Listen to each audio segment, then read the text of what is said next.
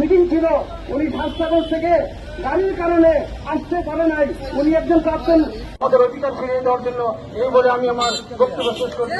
আসসালামু আলাইকুম। দাঁড়াতে হয়েছে, কারণ দেশ যত এগিয়ে যাচ্ছে আমরা তত পিছনের দিকে যাচ্ছি। এটা তো হওয়ার কথা ছিল না। আমরা রাস্তায় 2-3টা গাড়ি চেঞ্জ করে হবিগঞ্জে তার কার্য শেষ করে যখন সে তার বউ বাচ্চার কাছে দেখা, এখানে যারা আছে হবিগঞ্জবাসী আছি, দীর্ঘদিন যাবত আমরা শ্রীমঙ্গলে বসবাস করতেছি, কেউ স্থায়ীভাবে কেউ অস্থায়ী একটা বৈষম্যের শিকার হচ্ছে। আমি আজকে কোনো গাড়ি নির্ভর যেতে পারে না, কোনো গাড়ি স্বাস্থ্যকর নতুন বিল যেতে পারে না, কোনো গাড়ির কারণে আমরা তো এদেশেরই না করে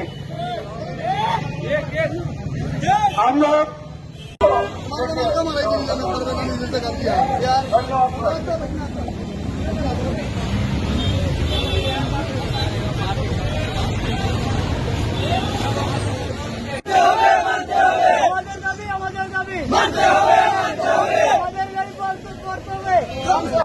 রোড থেকে একদম হবিগঞ্জ ঢাকা বাস স্ট্যান্ড পর্যন্ত মানুষ হয়ে যাচ্ছে, আসা সম্ভব হয় নাই। অনেকে খবরও পান না।